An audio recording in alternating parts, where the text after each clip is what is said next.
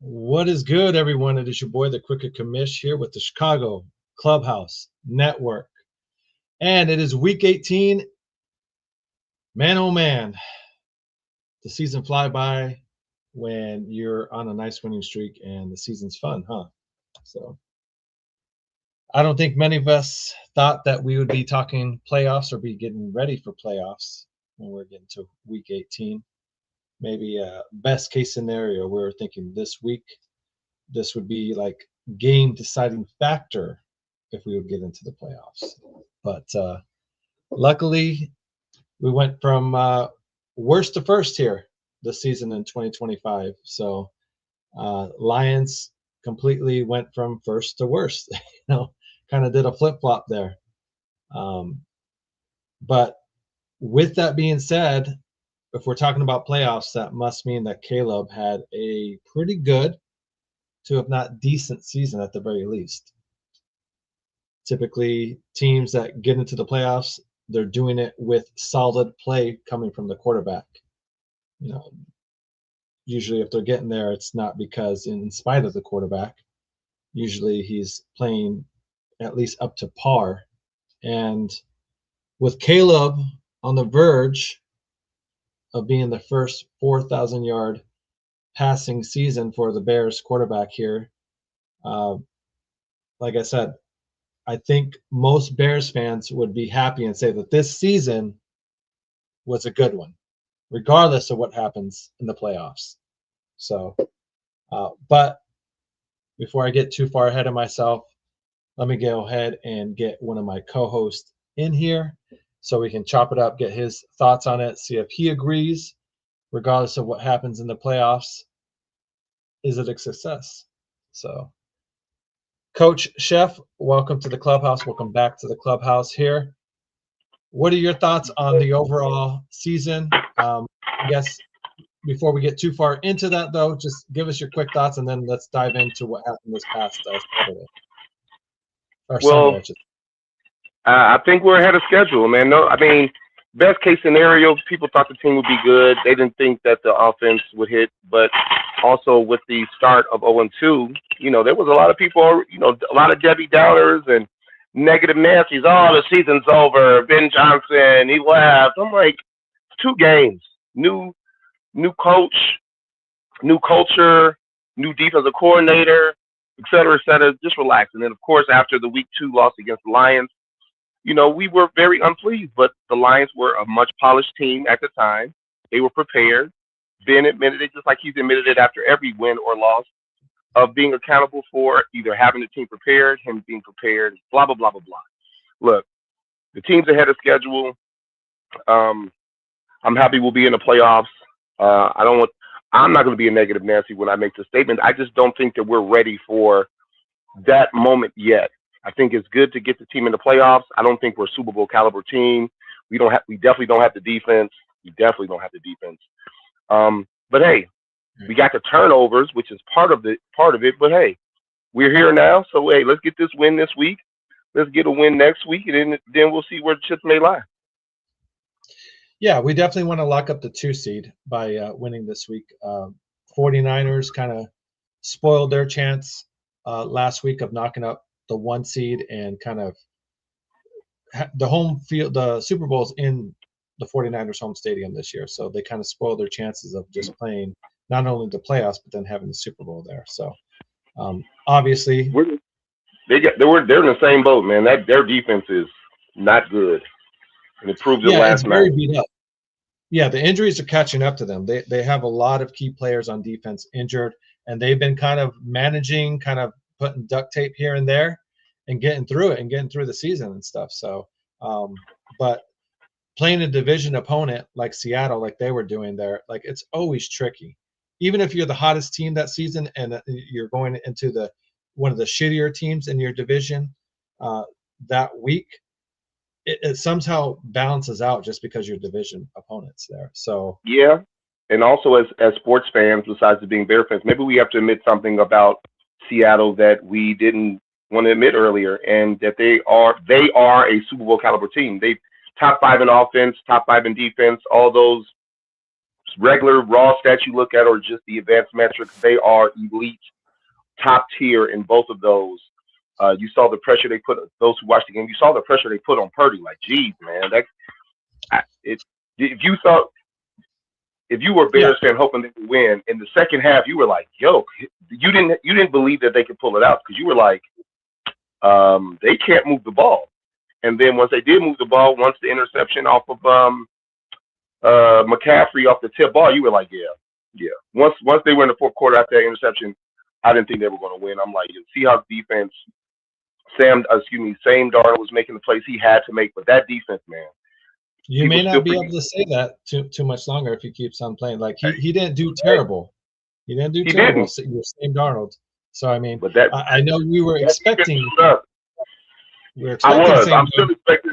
Yes, I'm expecting that game where he throws 2 picks or has a fumble and makes some ridiculous plays, and that's what happens when you start off the career the way he did. And of course, he said it in the post game. He said, "Oh, you just get better." Blah blah blah. I mean, that's just him saying, I'm trying to prove you MFers wrong, but to do that, you got to win games. And so far, he's winning games. Right, and he's doing it with another franchise as well. I mean, last year he did it with the Vikings, and kind of everybody was like, hey, Kevin O'Connell, look what he can do to quarterbacks. He can kind of help quarterbacks kind of revive their career and shit like that. He moves on. People were thinking he may revert back to the same old Darnold, like you were kind of talking about, but he did it again with the whole new team first year again. So I mean, props to him on that. You know what I mean? Because that's not something to overlook at all and stuff. That's not something he's supposed to winning games, winning games, and making very few mistakes. Offense only put up 13 points, but when you got those running backs they've got and that O line, and he made crucial third downs, that's what you want from a guy like that. When the game is on the line and when crucial plays have to be made, don't be a superhero. Just make the plays that are supposed to be made. For real. And I was telling the Mouths from the Bay last night, I was watching the game with him there. How effective Seattle was running the ball on the 49ers last night was exactly how I was hoping the Bears would come out this past Sunday night and be effective of running the ball against the 49ers and stuff. And that slowly, throughout the game kind of opened up the passing game for them, a lot more. But they were just gashing the shit out of them. It didn't matter if it was Ken Walker or Charbonnet. They were gashing the 49ers last night pretty good. So. Oh, most definitely. Yeah, and like I said, if the Bears were able to have that kind of running success that Seattle had last night, the game could have been a lot different. Maybe we could have controlled the game a little bit better and not get into the shootout that I was hoping that we would avoid getting into with them, because I was thinking the results were going to be what they were. I agree. I thought we ran the ball well. You have to remember that neither defense showed up for that Sunday night game. So you ran the ball. I think the Bears ran the ball pretty damn good. It's just that your defense can't stop anybody. Neither team showed up defensively last week. The Bears played a worse defensive game than they did versus the Lions in week 2. And they had 50 from there, so yeah. Exactly. So if you couple that with the linebackers not playing well, Nashawn Wright, who people thought was a doggone Pro Bowl caliber player, I'm sorry, he's not, because for every big play he makes, he get cooked in man-to-man defense. That's a criticism. I'm not saying he's a horrible player, but it's just the fact of the matter. He was getting his ass routed up all game. I was looking for Tariq Stevenson, like, man, can we put him back on the field? But Sean had been playing better. He's been the healthiest corner on your roster. He's got those turnovers, so it's kind of like, hey, well, he'll find his way. But be it as it may, it was an outstanding game last week. A lot of people calling it the game of the year. So it's funny. It's always the game of the year when no one plays defense and the team score a lot of points. But when it's a defensive game, it's a horrible game.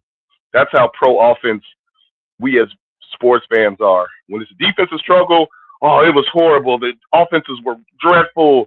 Oh, the defense. But when it's 45, 49, and no defense shows up, this was a great game. Well, I guess if nothing else, it was entertaining. It was a more entertaining game to see them go back and forth. I was you're just not saying, a, I wasn't not even. a 49er or a Bears fan. I mean, just a football fan in general, you're loving it because it's just like literally, 7-7, 7-0, 7-7, 14-7, 14-14, 21-14, 21-21. Like it was literally just bam, bam, bam, back and forth.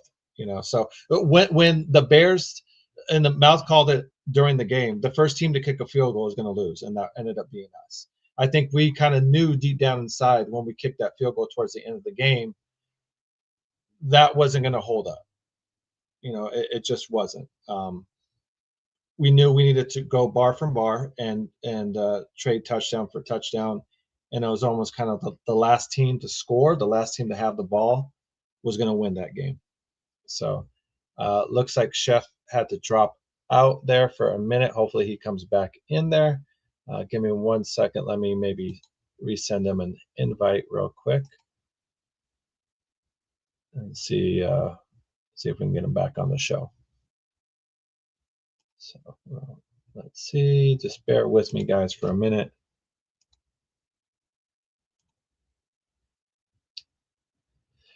But let me know what you guys thought if you guys are checking this out here. What were your thoughts on the 49er game? Besides it being entertaining, did you believe or think Caleb was going to come back there at the end like he has been doing for us? So let's see.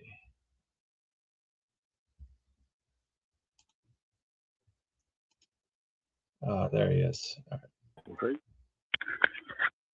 So yeah, I was asking everybody in the chat that. there that. No, it's all good. I'm not sure how much you heard about saying there at towards the end before you dropped off, but Mouth was kind of saying that the team that kicked the field goal at the end, the first team to kick a field goal was probably the team that was going to lose, and us kicking that field goal at the end, I don't know if you felt comfortable there that was going to be able to hold up, but I think most Bears fans kind of in the pit of their stomach felt that wasn't going to be enough, and that we're going to need a touchdown. Well, am I okay? Because man, this is acting a little wonky right now. So, me and you talked quite a bit. We did the show. You were at Mouth's house doing a part of the show. I was at home waiting on my my lovely lady to show up. We ended up missing each other again because you all left at halftime, and we kind of left at halftime. So me and Mouth finished watching the game together. But you know me, man. I'm calm during the game until the last 5 minutes. And when Caleb and Bears got the ball for that last drive, I had supreme confidence that they were going to go down there and score unless something unforeseen. They weren't giving up sacks. The play calling was on point. We did have a couple drops. Burton and I think Loveland and Burton. Both the rookies had dropped. Yes. Maybe the even though they played outstanding. Most they had the most targets combined. They had the most yards. Burton had his second 100-yard game. He had a touchdown. Hasn't had a touchdown since week 3 versus the Cowboys. Outstanding. He's the guy. Yeah, two late drives, but you're still put in a position. You get the little the cross, the short hitch flea flicker type play, which I thought was actually a good play. I hoped that DeAndre would have gotten out of bounds, but you had time. I did think that they blew those 3 timeouts really, really fast, though. We had 3 timeouts before the last drive.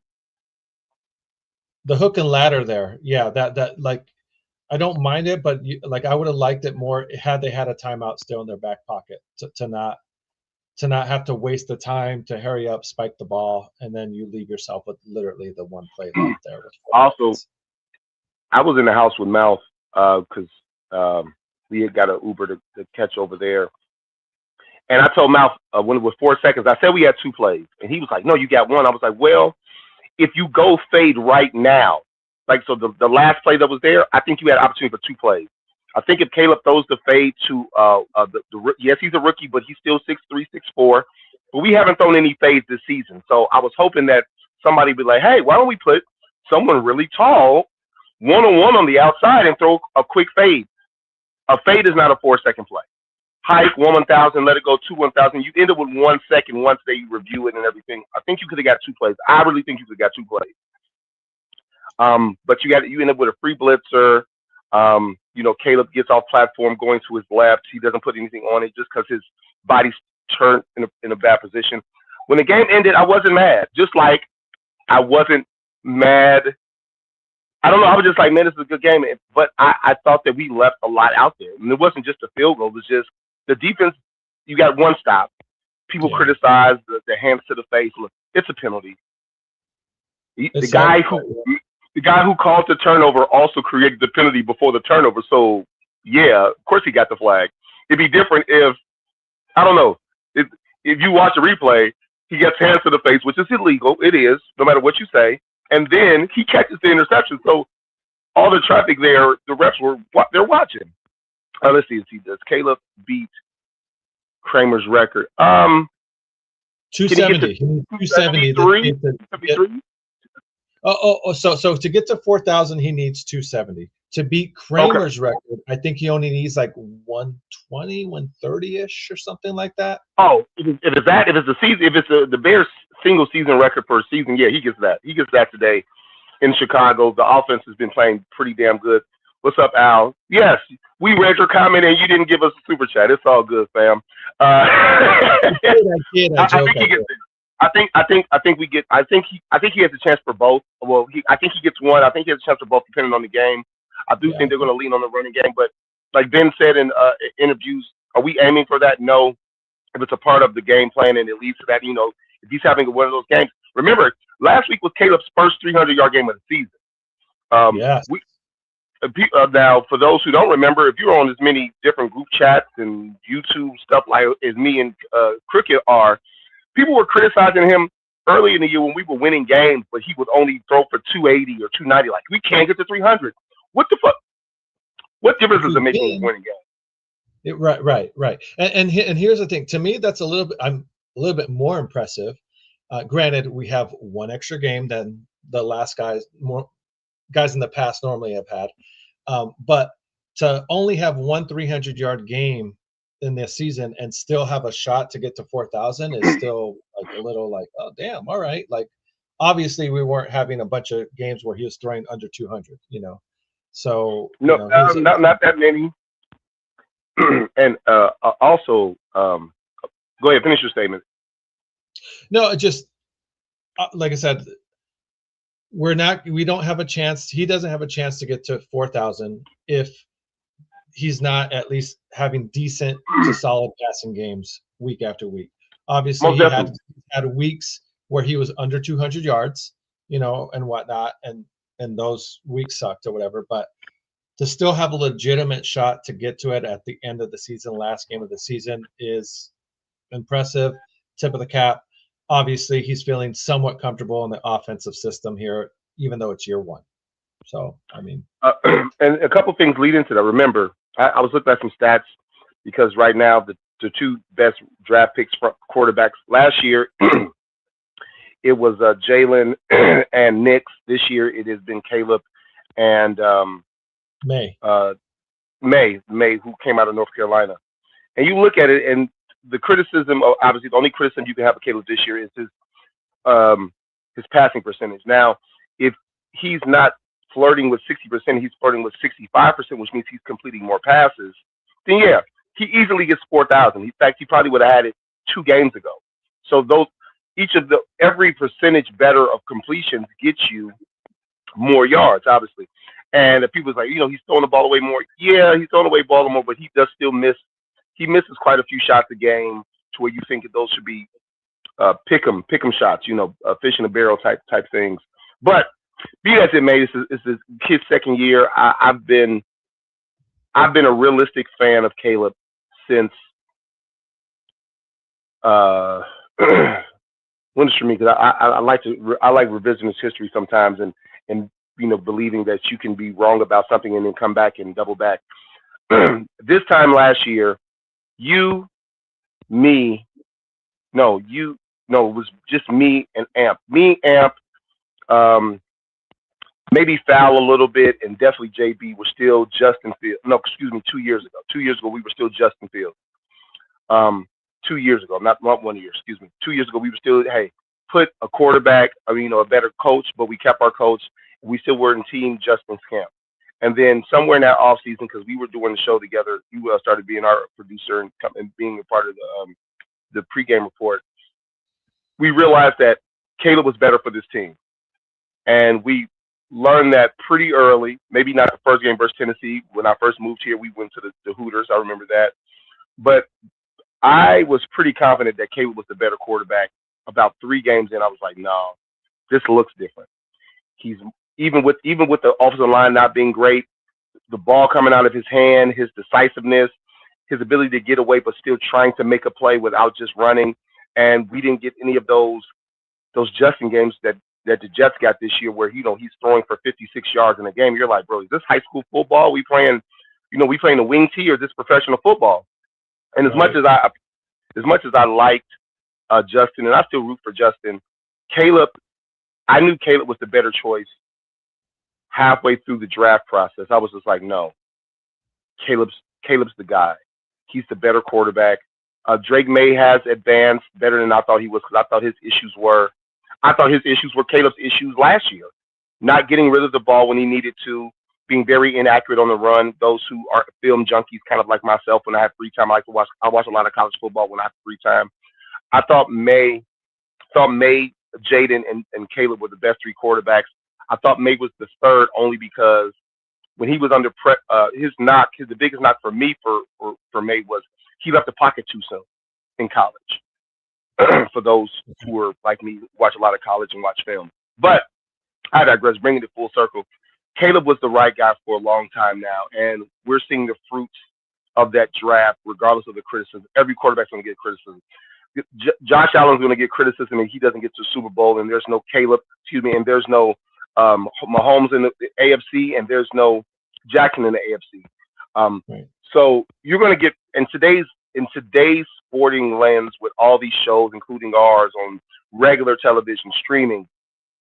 It's what have you done for me lately? No matter how good you've been, Lamar Jackson gets criticism, so Caleb's going to get it regardless. But for those who are Bears fans, I think we're extremely appreciative of how fast he picked it up. I did tell everyone, I told you and him too, when he wasn't looking, I was like, bro, you got to give it to midseason. You got to give it to midseason with a new offense. Caleb, trying to get his technique down. Ben's trying to get comfortable calling plays, but also being a head coach. And we started seeing the fruits of that labor, the Cowboys, and then those earlier games, even though they looked ugly when me and you were watching the Raiders game. I just think that the team has got offensively so much better from week 1, from week 5, shoot from week 10 to now. Like, I don't have any doubts about the Bears offense going into any game the last 5 weeks. Although they've been lackluster in those games, I still had confidence that when we needed the points, we would be in every game. And we've been in every game. So, sure. Look, remember, I'm sorry, my soliloquy, remember, Chicago Clubhouse Podcast Network. Hit us with the HBO special. Please like and subscribe. We need the algorithm, regardless of our takes. I'm going to say this. People are going to say I'm joking, but I'm serious. If you would like to bless us with a super chat, that will be the most expedient way for your comments to be read. But we strive to read and react to every comment we get, regardless of who you are. But hey, correct. We are a YouTube channel, and YouTube is a business. So don't mind commenting. There's a lot of competition out there. There's a lot of Bears channels out there. We get that. There's a lot of the Bears are a very popular team. Ooh, a lot of different ones that you now can he go goes to. for 3 touchdowns. Had Trevor Lawrence in the. We do appreciate any kind of super chats we get. Obviously, if you do not give us one, it's not like we're going to ignore your comments or anything like that. We will definitely try and get to them. But on the days, some weeks, they flood in a lot more often and fast than other weeks and stuff like that. So if we happen to miss it, please do not take offense to it or anything like that. But we will try and get to it at the very least at the end of the show. So, but shootout in Houston. Houston. Yeah, and to your point, you said earlier there, like Bears being a year early, and I think a lot of Bears fans kind of think that, and it's a fair way to approach it. It's a fair way to look at the overall season and stuff because at the beginning of the season, I think a lot of Bears fans thought their ceiling was maybe 8 games, maybe 9 or 10. If things At 9 really, really kind of hit Amp, off. Amp said double You know, digits. Amp said he said we gotta win. He said minimum 10. Amp said minimum 10, and he also said, I'm not misquoting him. You can go back and look at the show. We need to do a better job also kind of getting those snippets from the past and tagging them to our videos. That way, we can, right. even where we're right or wrong, regardless. But Check he said ourselves. playoffs. He said playoffs. He said 10 wins in the playoffs. Now I remember telling him, look, Playoffs? Don't talk about playoffs. I mean, yeah. I mean, it seems silly to talk about playoffs back then, but to see where we are now, I mean, you want to set the bar high. So I mean, shit. no, that's Can't blame fine. So the reason why I brought that up is I remember telling Amp. So he said 10 wins and a playoff berth. I said 9 wins, best case scenario, 10, 11 games if things hit right. But I also said that 10 wins wouldn't get us a playoff spot because I thought the NFC North was the toughest division in the NFC. I am right and wrong. I think the competition in NFC, the records don't show that, but the competition, because right now the best division is the NFC North, the NFC West by it. record. But I still think the NFC North is better than the NFC. I just think there are more complete teams in the NFC. But you got Seattle and the Rams in the NFC West. You got the Bears and the Packers, and unfortunately, obviously, the Lions have fallen off because of injuries. But you could say the same for most teams in the NFL. But the records of all the teams who are in the punt for the playoffs: Seattle's 14-3, the Bears 11-5, Philly's 11-5. The worst division in the NFC has been the NFC South, because you got teams who, one of these teams are going to be under 500 going into the playoffs. Correction, not they are going to be under 500. One of the teams is only going to have 8 wins. San Francisco with a wild card, the Rams with a wild card, both have 10+ wins, and then the Packers are getting in there at 9, 6-1. But you have to remember they had a tie, so I would say they're borderline a 10-win team. I just thought that 10 wins wouldn't be enough to get us in. And I'm glad we got to 11. I look forward to watching some playoff football. Hopefully not on a Saturday, so I don't have to reconfigure my work schedule. But regardless, I'm ready for it. I do think the Bears need to win today to solidify the number 2 seed. Who would you rather play? Who would you rather play in the first round? Because if you get the 2 seed, you're home versus the Packers most likely. If you lose and Philly wins, you're the 3, and you probably face the Rams. I think it's Rams, San Francisco, or Philly. So we wouldn't be playing Philly because they won a division. We'd be getting one of the West teams. West. Excuse me. You're right. So real quick, before I get into that, I just want to say, finishing up my 49ers talk as far as that game there. I'm sorry. So some of the disappointing things are like the way that game started with the pick 6 was awesome. With TJ Edwards, it sucked that it seemed not to phase Brock Purdy at all. Like he forgot about it. Like you would have never thought he threw an interception, the way he just came out and just continued to sling that rock and throw it with no fear and stuff. So it was disappointing to see that was the only turnover that we ended up having. The rest of that game was right off the first play and stuff. I was hoping that the Bears offense could take some of that momentum with them that the Bears defense gave them there and kind of carry that with them. Because when the 49ers came back and got that touchdown right back, they just drove it right down the field, got it back, no issues there. Extremely disappointing that the first 2 possessions was 3 and outs on our offense. The slow starts, I think, kind of continued to hamper us as well. If we could have gotten a touchdown or some sort of points on either one of those first 2 drives, maybe that game is a little bit different. We're not playing from behind the whole time. We're kind of making the 49ers kind of play catch up instead of us trailing a touchdown the whole game and stuff. So I think if our offense starts off slow again, like it did last week, we may be in for a very disappointing kind of long, treacherous game again. I know Ben Johnson wants to get his lit back. We got a 50 burger dropped on us week 2, but if we start again, our offense starts again with a slow start. I'm a little bit fearful that we may be seeing a little bit of what happened week 2 again in week 18. You're mute. My biggest issue was defense, man.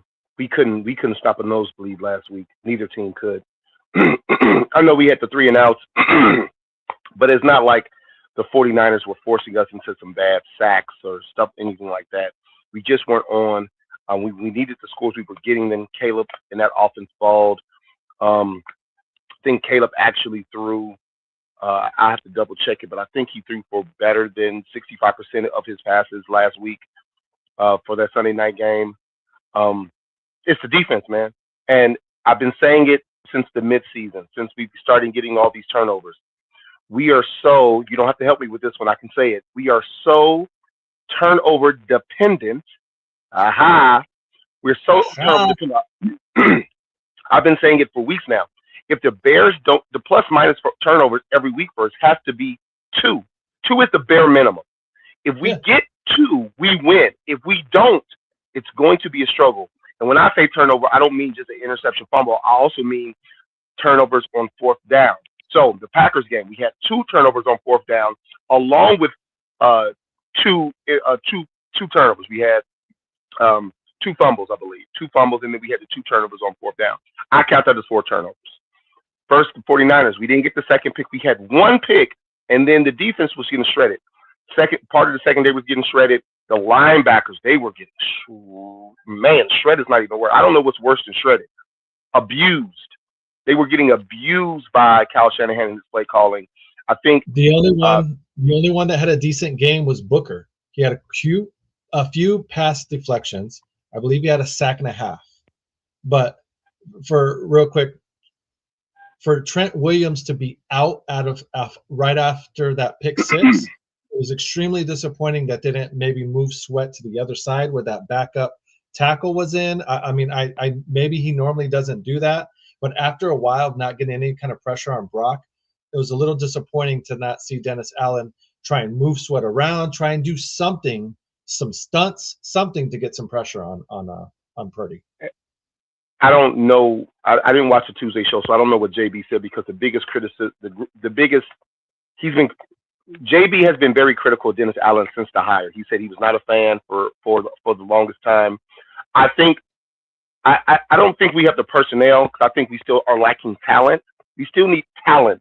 Like you could be the best coach in the world for scheme, but if you don't have the bodies to do what you need, then our pass rush is lacking because our pass rush is lacking. I mean, we're better than the 49ers, but what does that really actually mean when they don't have 20 sacks this whole season?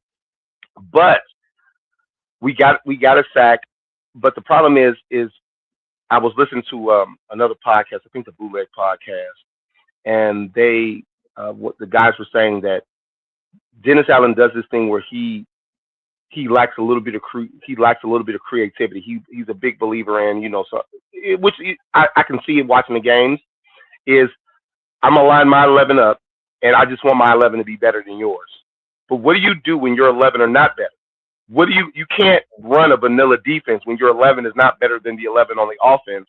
You got to blitz. You got to string together different looks, because with a guy like Kyle Shanahan, bro, he was like, oh, you just going to keep your linebackers in coverage and zone? Okay, no problem. I'm going to just run these people crossing over, whatever you do. And we just going to pick you apart. And even that's with no the biggest. Kittles, even with no Kittles. Even with no Kittle. I mean, the backup tight end came in and played just fine. Tonjes, yes, he did. And I'm so mad that I changed my score before when we picked the scores, because I really saw both teams scoring in the 40s. I really, really did. And I was just like, nah, maybe that'll sound crazy. But I just didn't think either defense could stop the other team. And they were playing in Santa Clara, nice weather. I'm like, bro, Caleb played at USC. This is going to be, right.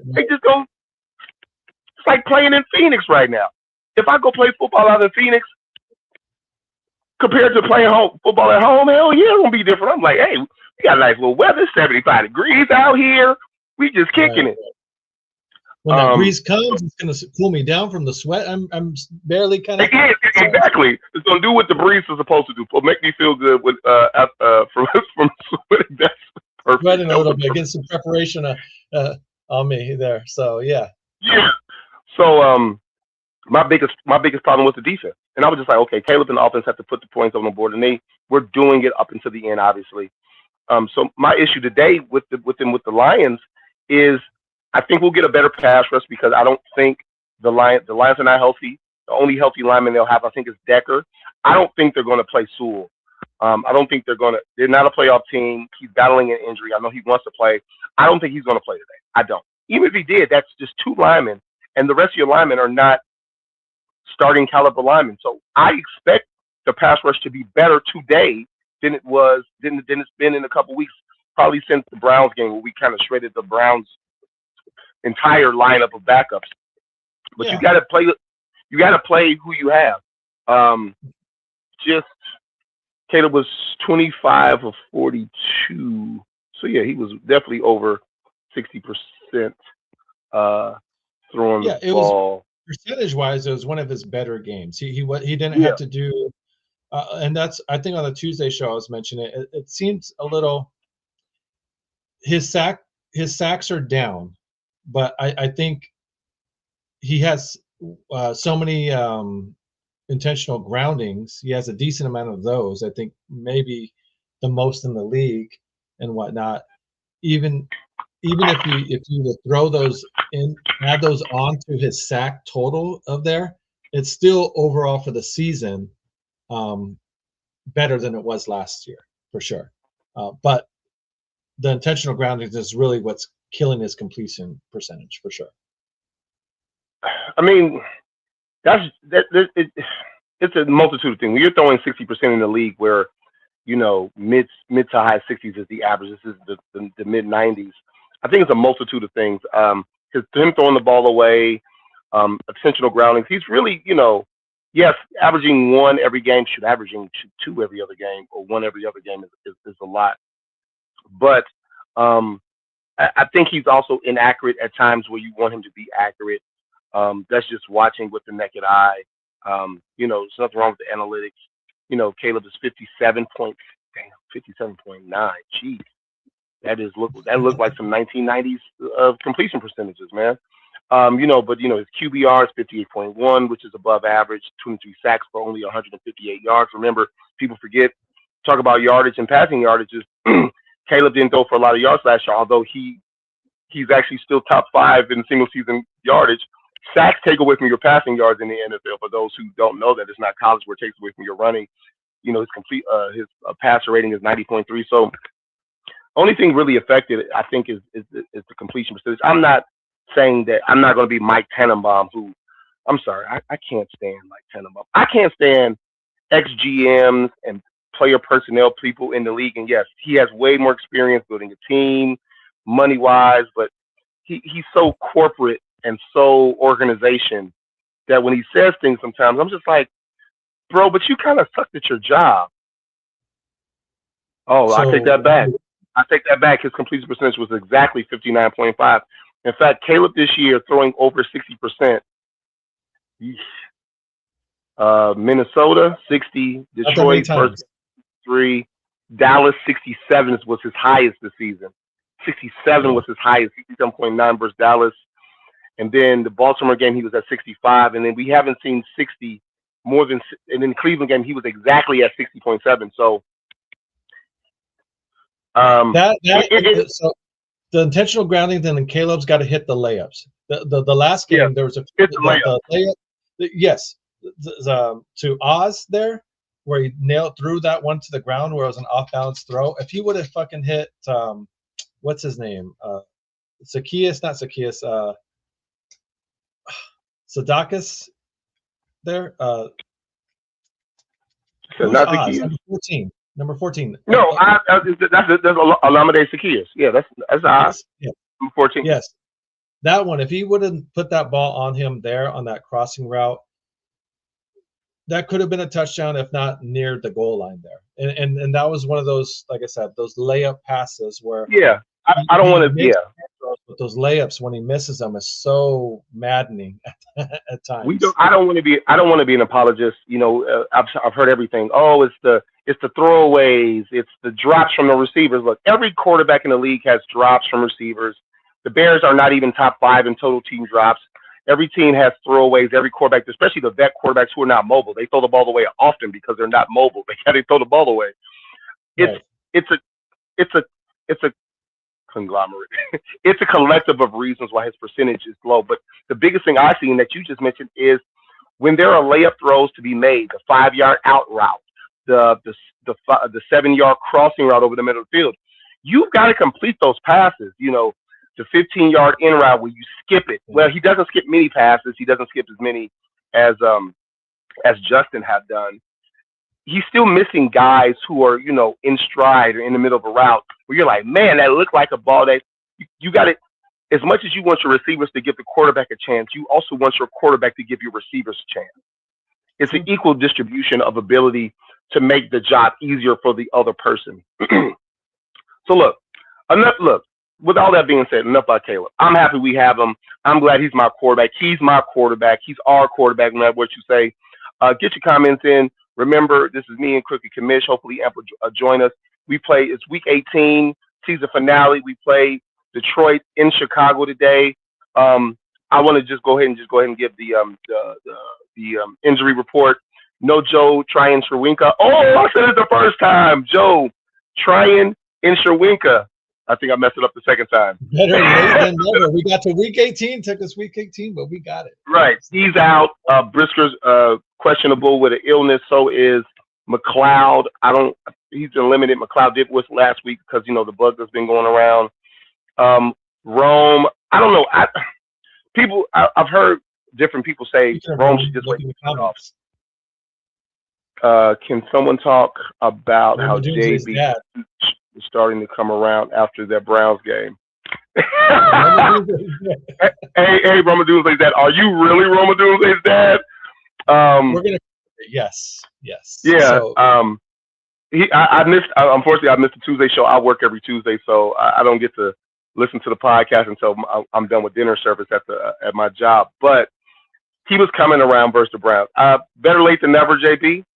I know that JB. I don't know. I think you're being hyperbolic. I think JB was still saying that, because in our chat he was still saying that he thought that Shedeur was a better quarterback. So that's his opinion. I like Shedeur. I'm a fan of him. I don't think he has anywhere close to the talent that Caleb has. Right. I do think that the thing that he does do better than Caleb is he hits the gimmies, and he's a little more accurate. He does throw more interceptions, but sometimes when he also goes for it a little more. He's not afraid to throw it deep like Caleb. Those guys are going to take their shots. And that offense is in Cleveland. They don't have to tell him at all, man. Geez, all they got is a running back, and they don't even have a running back right now because he just tore up his knee. So I mean, when Jody Judy, Jerry Judy, when Judy, Judge Judy, when Judy is your number one receiver. I mean, you have the young guy out of Bowling Green, the tight end. He's been, man, that kid. Yeah. I heard about him I heard about that kid during the draft cycle, and I watched some tape on him. I'm like, yeah, that kid may not be a prototypical guy, but if you can get that kid on the move and get some matches, what they do, Stefanski, for all his criticism, he finds a way to get that kid open, because at this point of the season, when he's wide open for passes, you're like, the defense don't know who they going to. Like, they got their number one receiver is their number 2 tight end. Like, that's the guy. But out of Bowling Green too. So I mean, not a big program. He set records at Bowling Green. Shout out to Bowling Green and Eddie George, former Heisman Trophy winner out of Ohio State. He's the head coach of Bowling Green, for those who know. This season, not last season. When was it last season? No, this season. This year was his first year. But with the injuries, Trapillo was limited to practice with a knee quad. He's questionable. But he's definitely going to start. Blackwell, Burton, Jonah Jackson, a lot of these keepers are all on the injury report this week, but they're all seem to be have clear for play. Now with the Lions, I think we definitely need to win this game. You know, Alex Anzalone is out. The center is out for them. Thomas Harper's out. another offensive lineman, Emil McNeil, D lineman. Penei Sewell is officially out. So they've got a lot of guys out. They only have one guy who's one true starter who is going to be playing. That's their tackle, Taylor Decker. So you damn right. I expect this pass rush better be better. I need to see something from this pass rush. We've got one pass rusher who's on the verge of double-digit sacks, and then we've got a bunch of island of misfit toys who are struggling to get to the quarterback.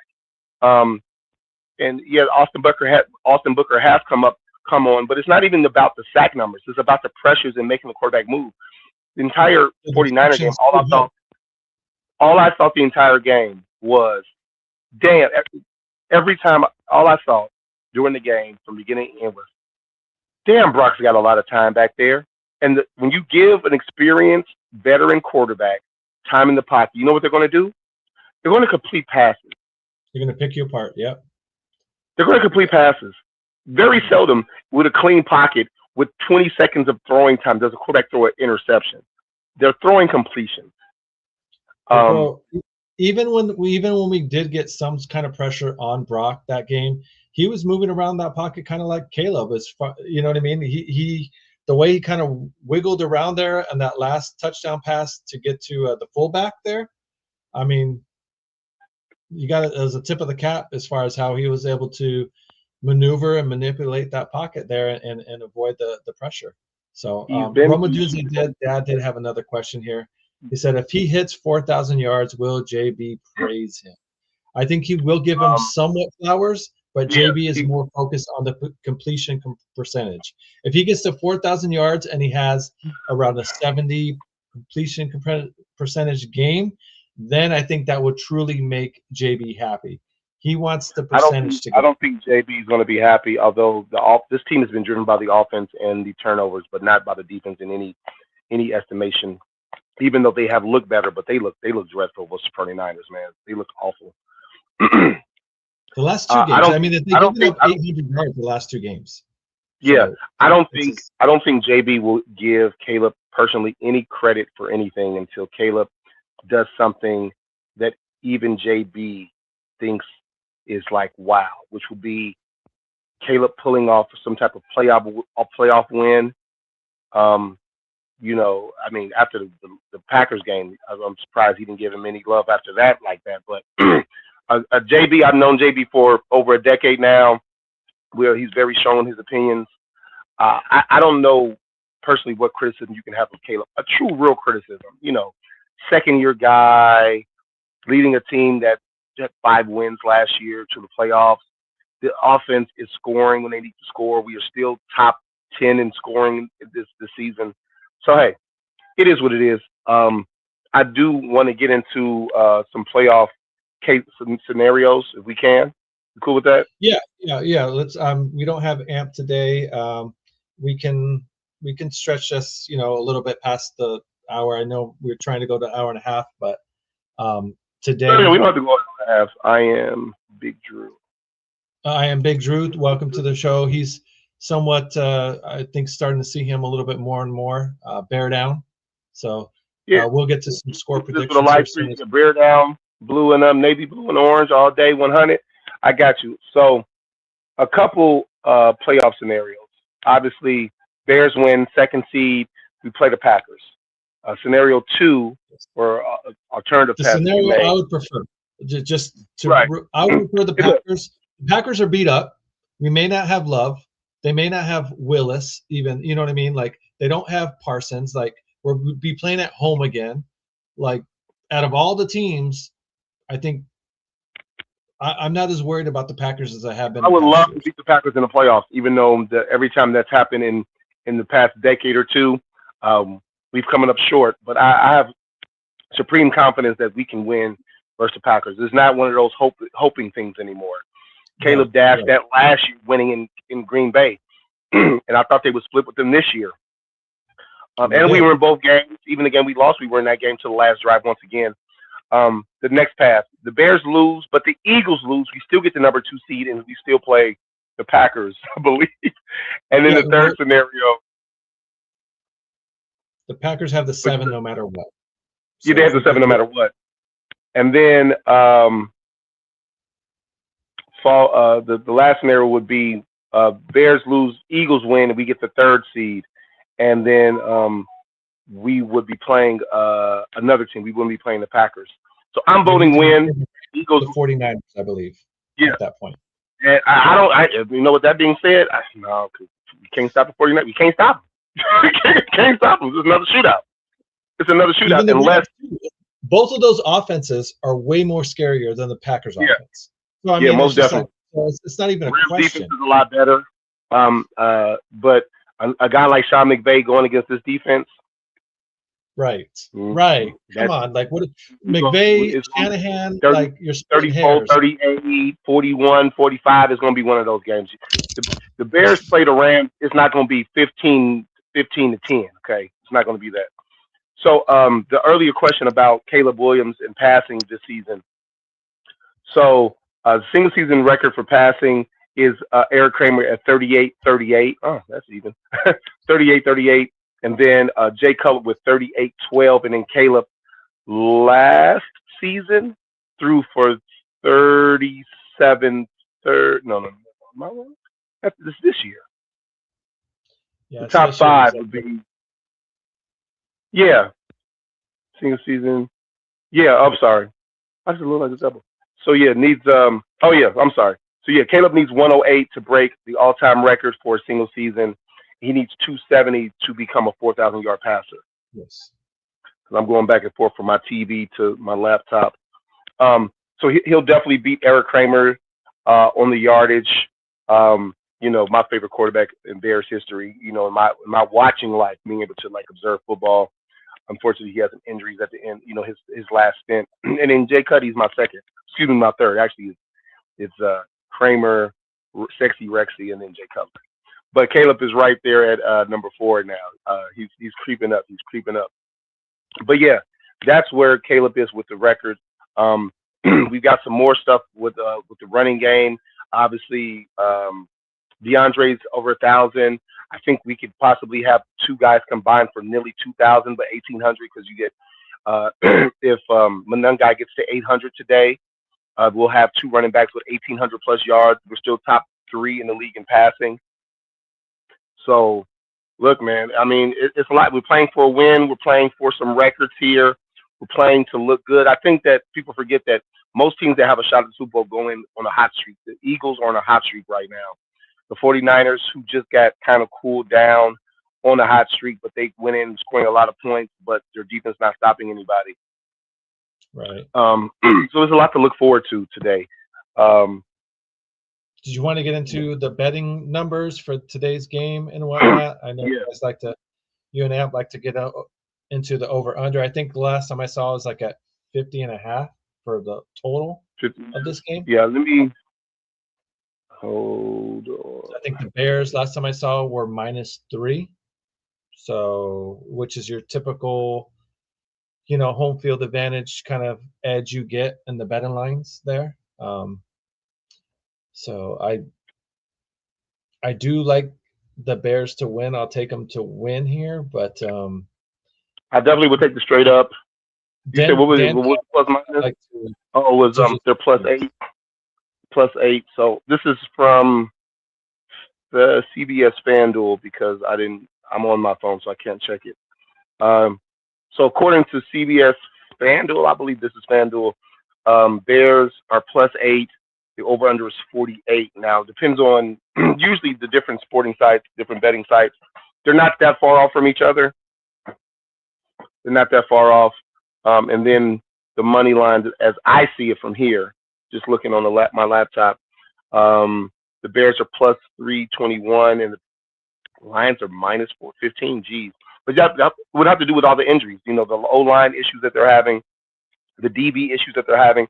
I think within the game plan, I'm looking for a guy like Ben Johnson to do what's been working. Run the ball, play action, get some guys moving. He'll have a stint sometimes in a game where Ben will get. I'm not going to call it cute. I'm going to say Ben gets a little trigger happy. I get it. He's a former quarterback. He's an offensive coordinator. But then again, he's been known to settle down in those same games and run the ball, like the game versus the Eagles where we ran the ball for. We had an 18 play drive that took up 6 minutes. So I believe his Those growth, guys and got then over 100 yards.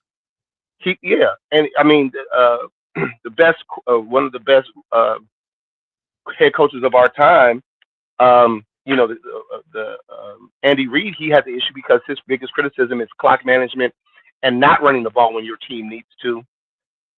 So I just think that everyone in the Bears is trending up. The rookies offensively are trending up. Uh, Caleb is trending up. The head coach is trending up. I would like to see a little more from our defense as far as a little more creativity, especially when we're not getting home with 4. We don't live in a perfect world. The Bears defense has not been perfect. So I really would like to see more of that. I agree. Any part? I definitely think he needs to rely on the run game and kind of lean on that a bit more. Keep Detroit's offense off the field as much as possible, because as much as they may have taken a step back this season, they're still really explosive on offense. They still got Brown, they still got Gibbs, they still got Williamson. So I mean, it's still not a team to be taken lightly at all, especially on the offensive side. Of course not. I think you got their head coach is now calling plays because he demoted the offensive coordinator. I mean, they're still dangerous, but I think that we're getting healthier on defense. The Bears are, and I just think that we're hitting a stride where we're going to do the thing that I thought that we could do in this with this schedule. I thought the Bears would split with every team this year, even though I still had them winning 9 games. And I'm going to stick to that. In this game, they split. Exactly. So a few stats. I mean, obviously DeAndre Swift is over 1,000 yards. Cal Monunga is at 769 rushing, so he could get to 800. Would be big. Caleb is only 13 yards from getting to 400 yards as a running quarterback. DeAndre Swift is also a touchdown away from getting 10, which will be a career high for him. As a running back. For the season, like as far as receiving and passing, or just rushing? Rushing. He has 10 already. He has a receiving touchdown, and he has a receiving touchdown 1, and he has 9 rushing. But as far as him as a running back, because he's never been seen as a 20 carry, 23 carry type guy, he's always seen as a lightning thunder, a lightning quicker, athletic guy who's not a bell cow. But he's never had a season with 10 touchdowns as a player. I think the most he's ever had it was 8 his rookie year, but he's at 9. He's had some years. 10, 7, 8. Yeah, he's never had a rushing season with 10 touchdowns. Okay, very nice. So well, hopefully he's essentially set records in his career. He's 26 years old. He's still really young. He's not, he's not, on the verge of being 30. Right. This will be his. He had a career high last year with the Bears with carries, so this will be. He's on pace to second, third. He has 213 carries. 2 more yards, he will break his personal career record for rushing in a season. 1 more rushing touchdown, he'll have a career high. He already has a career high, single season career high for rushing. His success rating this year is tied. It's the highest it's ever been in his career. He's playing the best football of his career, and he still missed a game. He's averaging the second highest carry average per carry since his 3rd year in the league with Detroit, where he was averaging 5.5, but he did not get those carries. He only had 900 that season. So being the number 1 running back in this offense, he's hitting career marks. The only thing he's down on is receptions and receiving yards. That's the only thing he's down on. He's had a season where he's had 450 yards receiving, and he's had 60 catches. He only has 33 this year. So, look, I've been a big DeAndre Swift fan since they signed him. I think that this line and how Ben uses him is amazing. I'm so glad we have Cal Monunga, who's also on the verge of getting to 800 yards. So, look, I have supreme confidence in this offense to score points and to be clutch when they need to. Could we play better during the full game? Yeah, but every team has lows, a quarter here, 2-3 drives here when you're 3 and outs. So, this it'd be perfect scenario. And on the receiving side, None of our receivers are on the verge. It's actually the biggest thing about the receiving is how close the stats have been. No one has Yes, everyone's stood about out 600 enough. yards receiving. Yes, we've got 4 guys at 600 yards. DJ, Loveland, Rome, Burton, all at 600 yards. The key is 5th with 300 yards. We've got 3 receivers with 5 or more touchdowns. DJ's got 6, Loveland's got 5, Rome's got 6. No one has been, and I believe that this is good because you can't key the defense to any particular player because anyone can get the ball. Now, I like the play calling from the quarterback, but sometimes I do think Caleb kind of eyes guys because we had an issue early in the year thinking about, hey, is Caleb targeting DJ enough? Focusing on Rome. DJ's been battling some health issues. He was sick last week, so he played with some flu-like issues. I still think he's the Bears' #1 most talented playmaker, but Luther Burden III is definitely giving him a run for his money, especially the last few weeks. So yeah, none of our receivers have 50 catches. DJ 49, Rome 48. I'm sorry, Loveland 48. He's second, and then Rome. He's been out. Obviously, he's missed a lot of time, so he would be a lot higher because of his target shares. And then Luther Burden Do you have III a is question 40. for you, though? Huh? I have a question. Yeah. Which receiver do you think has a higher ceiling in this offense between Rome Odunze and Luther Burden?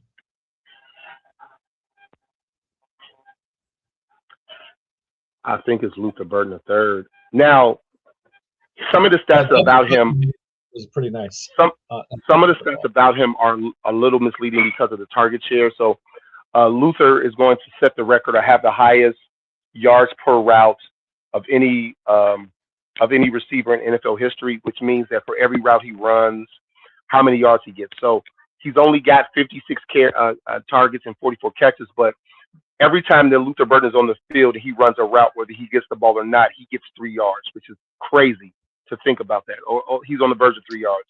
But I think when his target shares go up, I just think that his ability to start, stop, get the ball in the middle of the field, play slot, play wide, his versatility, although all receivers play versatility, I think this year it's been a little bit better than Rome, even though Rome has been battling the foot fracture. Rome's issue is the thing that some of us said was on some of those contested passes, he's had some drops, or I wouldn't call them drops. I would call them mishandling of pass attempts. It just gets knocked out of his hands. You hope he has stronger hands to just kind of vice grip that thing. When a guy's 6'2", 6'3", you expect him to play bigger, be stronger on contesting catches. But I think going to the future, I had a nickname. None of my nicknames have landed this year. But with the young talent, I was calling those 3, Rome, Loveland, and Burton, I was calling them the law firm. I was calling them the law firm of Odunze, Loveland, and Burton III. Sometimes I put DJ in there depending on who has. And usually I interchange the 3 names depending on the big 3 receivers.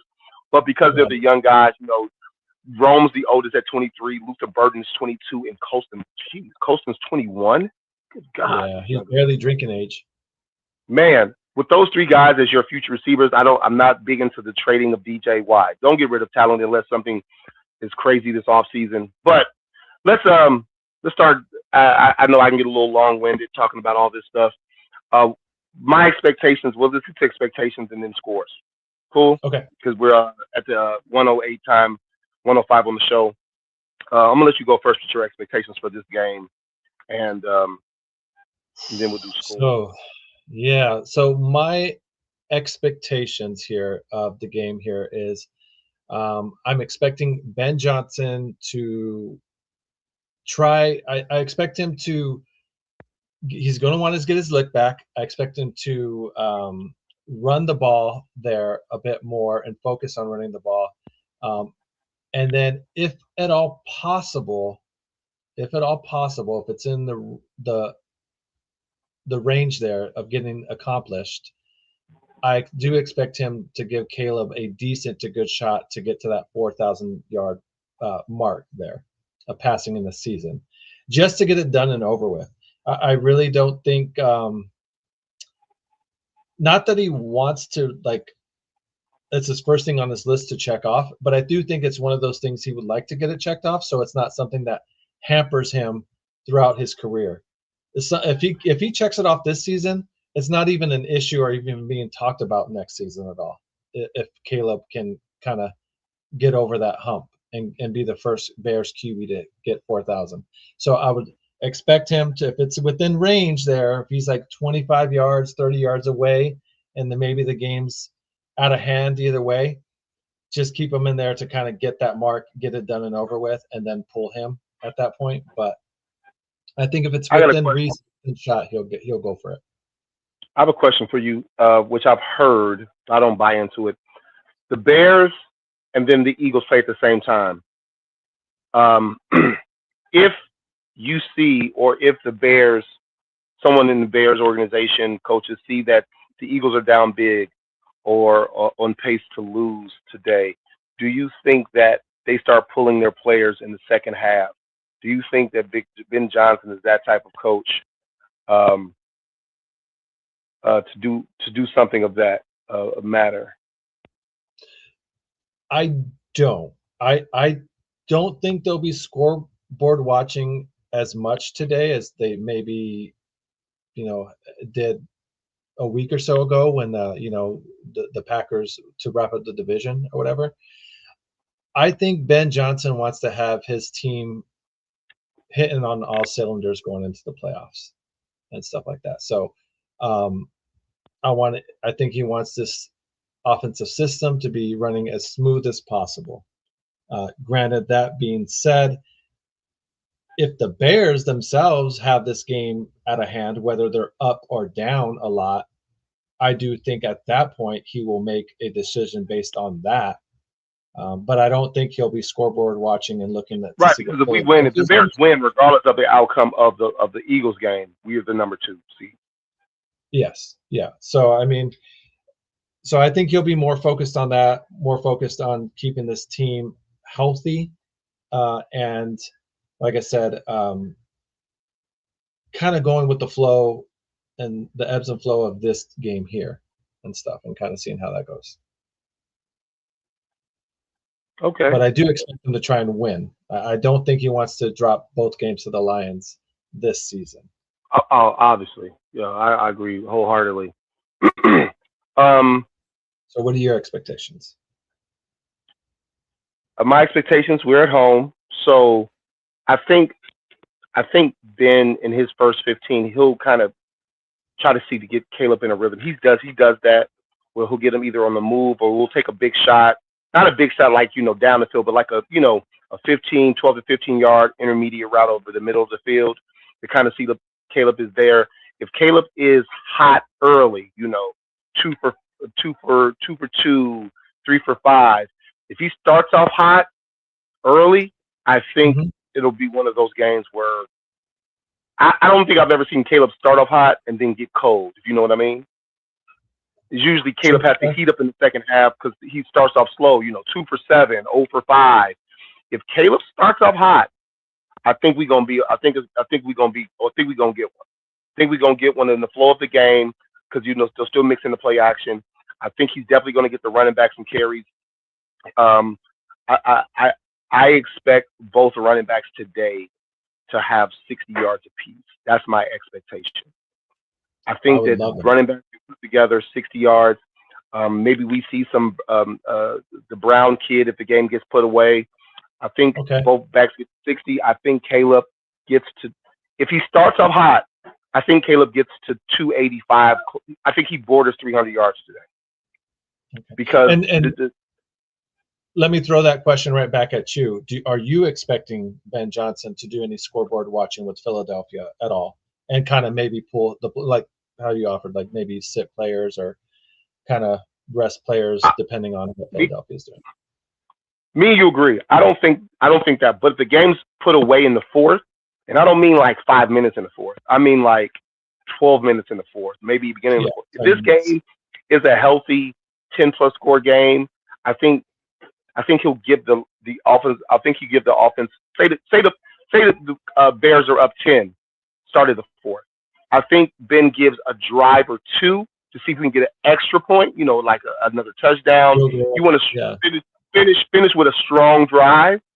But if we're up 13, plus, going into the fourth, he may give him one drive, like you said. I think he gives them a drive. I think obviously depending on how the defense has been looking, because they're going to pass the ball. The Lions are going to pass the ball. I think they start pulling offensive players before they start pulling defensive players. Okay. I mean, because granted, I think we beat up more on defense than offense. So yeah, that makes more sense. that, and I mean, Jalen is he's still on a pitch count. I think, Stevenson is on a pitch count. We don't have Nicholas, but you have Blackman, who was battling some injuries. So I just think it depends on situation for the defense. But I think if we're up 13 with about 8 to 10 minutes on the clock, I think we see Tyson.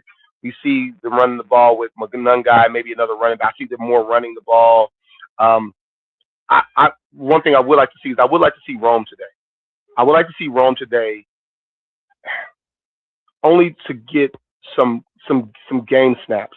I think getting a young player like him, who's missed 12 games, so he's missed 6-7 games this season. I'm sorry, not 6-7. He's missed like 5 or 6 games this season. I think just bringing him back to rip it up first playoff game is a little too much. I think I would like, because he's not out, I would like to see him maybe 12 to 15, 18, 20 snaps, just for some competition, just to get running. Yes, they do workouts to see how they're going. If he doesn't play, that's fine. I just would like to see them rev him up to keep him healthy, to get him some game speed type stuff before the game. And of course, I expect him to win today. So my expectation is that the defense plays better. My prediction is we get 3 sacks. We get 3 sacks today on Jared Goff. I think we get to 2 turnovers, however they may come. If we get 3 sacks and we move Goff off his square, I think we get a fumble and an interception. Not both from Jared Goff, but we get 1 pick and we get a fumble somewhere in there. And I think the Bears win today, obviously. Let me ask you one other question before we get into score predictions here. Kind of a hypothetical question in a sense.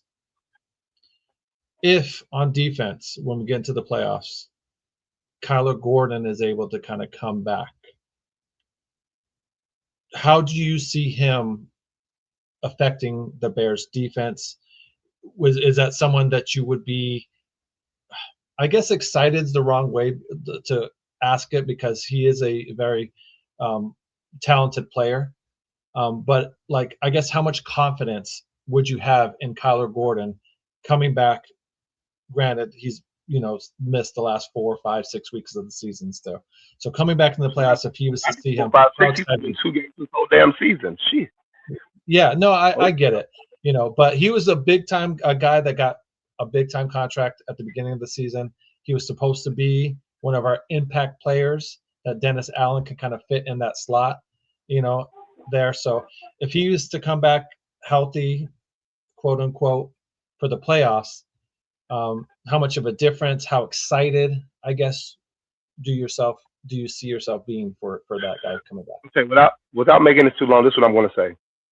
For those who think that Kyler just got the money and he's cashing all his checks, he signed an extension, okay? He's still on his rookie deal. His new contract doesn't even kick in until next season. So for all the comments I've seen when people bring up Kyler Murray in different YouTube channels about, oh, he's cashing his check every week, shut up, okay? He's still getting rookie deal money. He doesn't even receive any money for his new contract until next season. The kid wants to play. He's been hurt.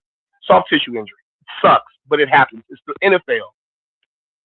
If he's healthy for the playoffs and he clears like pre-game workouts, I think he plays. But I think he's on snap count. We've got a lot of DBs now, a lot of healthy starting caliber DBs. Gardner Johnson has played essentially every snap in every game for the past 3 or 4 weeks. You got, like I said, you got Jalen still who's not played 100% of the snaps or even 90% of the snaps. You've got would you trust Kyler at that moment coming off an injury more than CJ? I think it's situational. I think you have a package for him, whether it's blitzing, whether it's zone, whether it's a man versus whoever you play against, and you see how good he looks. But the moment that he looks like I see how he's in practice. I see how he is in practice the week of the playoffs. I see how full speed he can be. if we see an injury report where it says he's full participation the entire week, you see how the pregame goes, and then you have a package. I don't see him playing more than 20 snaps on defense with all the DBs we have, who are kind of all. The only person who plays full defense is C.J. Gardner-Johnson and then Nashawn Wright. But I think that they should start scaling back his snaps and get more Stevenson. He's not the big play guy, but Stevenson, he doesn't get targeted a lot. People say, "Oh, you don't get targeted. If you don't get a lot of targets, you're not doing good." Not true. You don't get targeted because you're blank coverage. Okay. Right. So that's what I expect. Your coverage not open.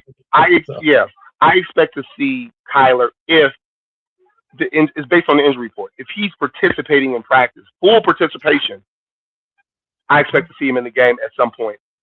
That's what I expect to see both Rome and Kyler Gordon in the playoffs. Based on how I expect to see Rome 100% unless there's a major setback. I expect to see Kyler based on how the practices go. Is he limited and then full practice for 2 or 3 days? They only post it for 3 days, and then I expect him to be on the pitch count because everyone else has been on the pitch count who's come back from injury. That's what I expect. Also, would actually like to see the linebacker Jackson get some more run. He didn't get any snaps last game. DeMarco Jackson, he didn't get any snaps last week on defense. I really do expect, sprinkle him in there. He played really, really well. Not saying that he's starting caliber, but we don't know. He's another young guy. He should get more play because I believe Noah Sewell is out for the rest of the season. He's out for the season. Achilles, unfortunately. I really feel bad for that young man. I really had high potential for him. He was starting to come in.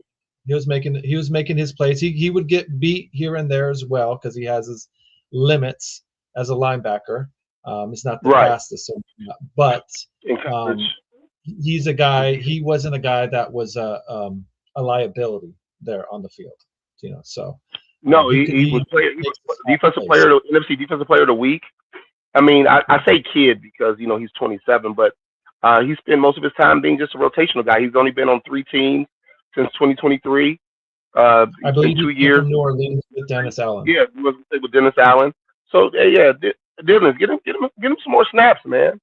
The kid has a sack this year. He has an interception this year. He's got 42 tackles, 2 tackles for loss, a quarterback hit.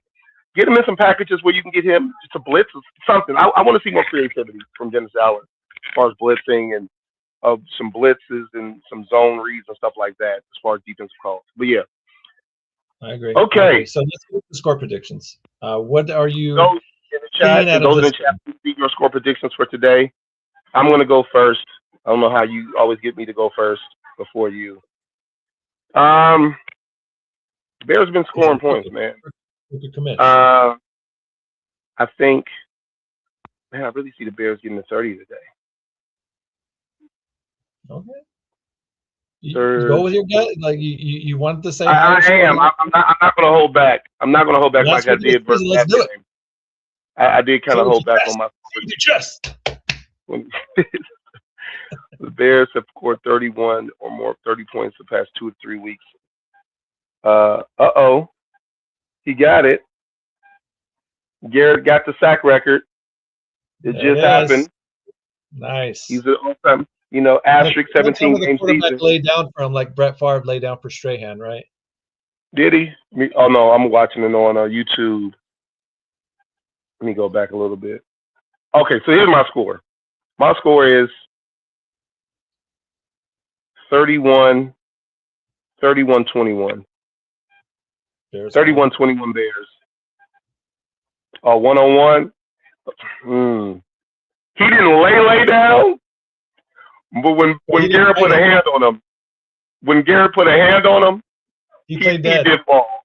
He did play dead. He beat the tackle clean. He beat the tackle clean, but it wasn't like Joe was trying to get out of that sack. He felt an arm, and he just was like, okay. He was like a baby being put back after a story. Man, jeez. He was able to lay him down with the pillow there. There you go. Yeah. He put a pillow on his head, lay him down. He corrected. Baseball? You seen that movie Basketball where he fucking puts him to sleep? He just puts on a tape recorder, puts the pillow behind him. Oh my goodness gracious! Dear God, yeah, bro. All right, guys. Well, to finish up the show here, let me give my score prediction here, and then I got to get on the road and get back home. So I'm thinking here the Bears will also win here. I'm thinking a little bit of a funky score. So I say Bears win 27-23, Bears win. They slightly cover. You got it close again. Yeah, I do. The defense is not a defense that you can run away from. You know what I mean? That our defense is it can be scored upon. I think 24 points is maybe even a little bit lighter. The Lions are second in the league in scoring, 28, almost 29 points a game, but they are 24th in defensive points allowed with 24.8. The scores of the last games that they've played, they're on a 3-game losing streak. Lost to the Rams 41-34. They lost to the Pittsburgh 29-24, and they lost to Minnesota 23-10. I'm gonna revise it a little there. 27-26 Bears win, so they won't cover. So 26-27. You got even closer. Yes. Win by one. Win by one. Yes. We make calling Cairo. Hey, Mr. Santos. My kicker. I say it every week. Every time he kick a field goal, I put in the chat. Be like, I never loved him. That was my kicker. Bullshit. My kicker. Y'all was trying to kick that man. Y'all trying to cut that man mid-season, bro. Where's Moody at? Where's Moody at? As soon as Moody made that kick, Cairo who? Man, I promise. How has he been doing with the 49ers? He had a field goal last night. That's all I can say. He's still on the team, so he must be doing solid. You know, he ain't looking for work, so he's all right. So, but all right, guys. That's gonna do it. That's week 18. You know, we're obviously gonna be back to do this for the playoffs. You know, it's a post-season pregame report. So we ain't done yet here at the Clubhouse. So we at least got one more show to do. Whether it's against Green Bay or one of the AFC West teams, that's still to be determined. But everybody from here at the Clubhouse and the pregame report, Amp, we were missing him today, but we do appreciate and we want to thank everybody here for checking us out this 2025 season. It was a hell of a season. It was super fun. Sometimes I was a little bit closer than others. Sometimes other people in the Clubhouse were a little bit closer than others with their score predictions, though. But from the commission, we want to thank you. You'll see us next week because the Bears are in the playoffs, so we'll have a show. Playoffs? Yeah, yes, we're coming. We'll have a show. So come back. Yeah, for sure. Let's go ahead and play that real quick. Hey, come back. Come the fuck back. We'll be back next week. Hey, don't forget to follow both of us on TikTok. I am on TikTok. I am host.coachchef on TikTok. Crooked Commish is Crooked Commish on TikTok. I am behind on my videos. I know. I got into a heated argument with some Packers and 49ers fans after the loss to the 49ers. I think I told somebody never mind. I can't tell you what I told them. And they were like, your team sucks. I was like, I know what you suck. Eggplants. Get off my damn page. You come at me on TikTok, I'm gonna let your ass have it. I promise you that. You come over there talking greasy, you gonna get it. At TikTok, we take that personal, like Jordan said. Let your ass have it on TikTok. Is there any other last things you want to say before we go and sign off here at the Clubhouse for the regular season at least? Hey, Caleb is that guy. If you don't believe it, you better get on the boat. You better get on the boat. You better get on the goddamn boat right the fuck now. Yeah, that bandwagon's filling up fast. So, I mean, before you know it, there's not going to be any more room for you. So, hey, I don't know how many boat rides y'all been on Lake Michigan. You better get on the Odyssey. You better get on Odyssey before we start charging y'all ass. You better get on that boat for this tour. You better get rid of this tour all across Lake Michigan. When we hit all Lake Superior, we go through the Great Lakes running through teams. You better get on this bad boy. We just got to get some more defensive players on that team, on that boat too. But hey, I'm here for it, man. No matter what happens, Caleb is QB1 hands down. There's still more room in the clubhouse. The more people in the clubhouse, the funner it is, guys. So please, if you haven't subscribed, do us a solid. Go ahead and subscribe. If you have subscribed, do us another solid. Share it with some other Bears fans and stuff. So we want this clubhouse to get bigger and bigger.